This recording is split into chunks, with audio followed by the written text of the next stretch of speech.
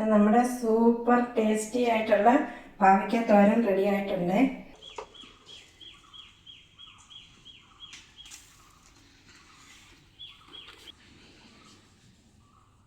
Terrace ഗാർഡനിൽ നിന്ന് പറിച്ചുകൊണ്ട് വന്ന പാവയ്ക്ക ഞാൻ അരിഞ്ഞു വെച്ചു. ഇത്രയും കിട്ടിയിട്ടുണ്ട് എനിക്ക്. ഞാൻ അതിനകത്തേക്ക് അല്പം പുളിവെള്ളവും ഉപ്പും മഞ്ഞൾപ്പൊടിയും കൂടി ഇട്ടൊന്ന് പുരട്ടി വെക്കാം. ഒരു 10 മിനിറ്റ് പുരട്ടി വെച്ചിട്ട് തോരൻ വെക്കാം. അപ്പം ഇങ്ങനെ പുരട്ടി നല്ലോണം വെച്ച് ഒന്ന് കഴുകി എടുക്കണം. എന്നിട്ട് തോരൻ വെക്കാം. ഒരു 10 മിനിറ്റ് ഇങ്ങനെ ഇരിക്കട്ടെ.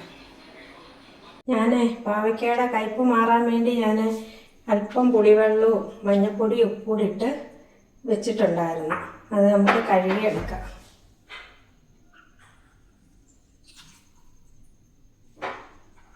ഒട്ടും കയ്പ്പ് വരത്തില്ല ഇങ്ങനെ നമ്മളിട്ട് വെച്ച് പിഴിഞ്ഞെടുത്താൽ. ചീനച്ചട്ടി വെച്ചിട്ടുണ്ട്. ഞാൻ അതിലേക്ക് 2 സ്പൂൺ വെളിച്ചെണ്ണ ഒഴിച്ച് കൊടുത്തിട്ടുണ്ട്. വെളിച്ചെണ്ണ ചൂടാകുമ്പോൾ നമുക്ക് കടുക് ചേർത്ത് കൊടുക്കാം. വെളിച്ചെണ്ണ ചൂടായിട്ടുണ്ട്. നമുക്ക് അതിലേക്ക് കടുക് ചേർത്ത് കൊടുക്കാം. കടുക് പൊട്ടി തുടങ്ങിയിട്ടുണ്ട്. നമുക്കതിലേക്ക് അല്പം ചുവന്നുള്ളി ചേർത്ത് കൊടുക്കാം. കറിവേപ്പിലയും കൂടെ ഞാൻ ചേർത്ത് കൊടുക്കും. ഇതിലേക്ക് ഒരു ചെറിയ മുറി സവാള അരിഞ്ഞതും ഒരു 2 പച്ചമുളകും കുറച്ച് കൊച്ചുള്ളിയും കൂടെ അരിഞ്ഞതും കൂടെ ചേർത്ത് കൊടുക്കാം. നന്നായിട്ടൊന്ന് ഇളക്കാം. നമുക്കിതിലേക്ക് ക്യാരറ്റും ഇച്ചിരി ബീൻസും കൂടെ അരിഞ്ഞതുകൂടെ ചേർത്ത് കൊടുക്കാം.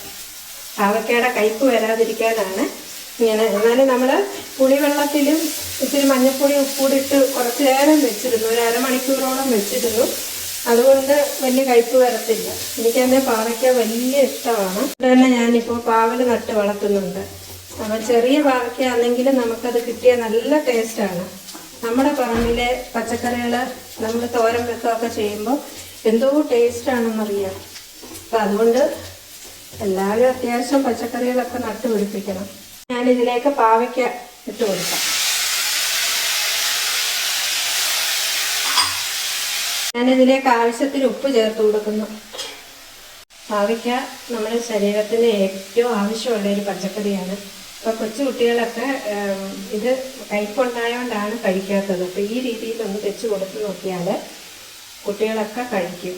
അപ്പോൾ ശരീരത്തിന് ഏറ്റവും വേണ്ടുന്ന പോഷകങ്ങളെല്ലാം തന്നെ പാവയ്ക്കയിലുണ്ട്. പാവയ്ക്കയെന്നല്ലേ പറയുന്നത്. അപ്പോൾ ഈ കയ്പക്ക തോരനെന്നാണ് പറയുന്നത്. ഈ രീതി വെച്ച് കൊടുത്താൽ അതിൻ്റെ പേര് തന്നെ മാറ്റണം. ഇനി കയ്പക്ക അല്ലേ ഇങ്ങനെ തോരൻ വെച്ച് കൊടുത്ത് നോക്കിയേ കുട്ടികളൊക്കെ കഴിക്കും. പാവയ്ക്കയാണെന്ന് പറയണ്ട.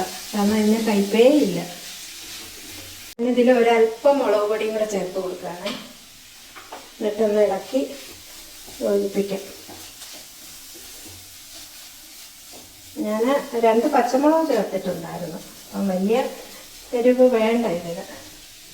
തോരനൊന്നും പിന്നെ തേങ്ങ എടുത്തിട്ടുണ്ട്. അരമുറി തേങ്ങയുണ്ട്. അപ്പോൾ തേങ്ങ കൂടുതലിട്ടാൽ നല്ലതാണ്. കയ്പ്പ് അറിയത്തില്ല. അപ്പോൾ തേങ്ങ ചേർത്ത് കൊടുത്തൊന്ന് ഒതുക്കി വെക്കാം. ഇളക്കിയിട്ട് നമുക്കൊന്ന് ഒതുക്കി വെക്കാം. ഇത്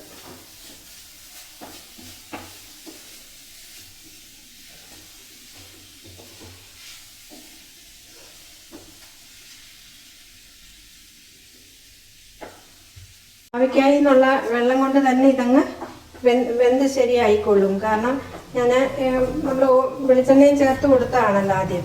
അപ്പോൾ ഈ ഇത്രയും വെള്ളം മതി. ഇനി ഒട്ടും വെള്ളം ഇതിന് ചേരുക വേണ്ട.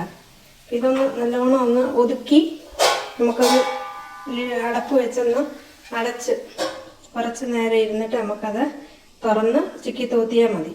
നമ്മുടെ തോരൻ റെഡി ആയിട്ടുണ്ട്. നമുക്കതൊന്ന് ചിക്കി തൂത്തി എടുക്കാം. ഒട്ടും കയ്പില്ല. നല്ല ടേസ്റ്റി ആയിട്ടുള്ള പാവയ്ക്ക തോരനാണ്. നമ്മുടെ സൂപ്പർ ടേസ്റ്റി ആയിട്ടുള്ള പാവയ്ക്ക തോരൻ റെഡി ആയിട്ടുണ്ട്. ആരാ പറഞ്ഞത് പാവയ്ക്കയ്ക്ക് കയ്പുണ്ടെന്ന്? ഇതൊന്ന് കഴിച്ചു നോക്കിക്കേ. എല്ലാവരും ഇത് ട്രൈ ചെയ്ത് നോക്കണം. ഈ രീതിയിൽ പാവയ്ക്ക തോരൻ വെച്ച് നോക്കണം. എൻ്റെ ഈ ഡിഷ് ഇഷ്ടപ്പെട്ടാൽ എല്ലാവരും എൻ്റെ ചാനൽ സബ്സ്ക്രൈബ് ചെയ്യണം, ലൈക്ക് ചെയ്യണം, ഷെയർ ചെയ്യണം, കമൻറ്റ് ചെയ്യണം, ബെൽ ബട്ടൺ ക്ലിക്ക് ചെയ്യണം. എന്നാലേ ഞാനിടുന്ന എല്ലാ വീഡിയോസും നിങ്ങളിലേക്ക് എത്തത്തുള്ളൂ. കണ്ടിട്ട് മാത്രം പോകരുത്. എല്ലാവരും സബ്സ്ക്രൈബ് ചെയ്ത് എന്നെ സപ്പോർട്ട് ചെയ്യണം. എല്ലാ പ്രിയപ്പെട്ടവർക്കും നല്ലൊരു ദിവസം ആശംസിക്കുന്നു.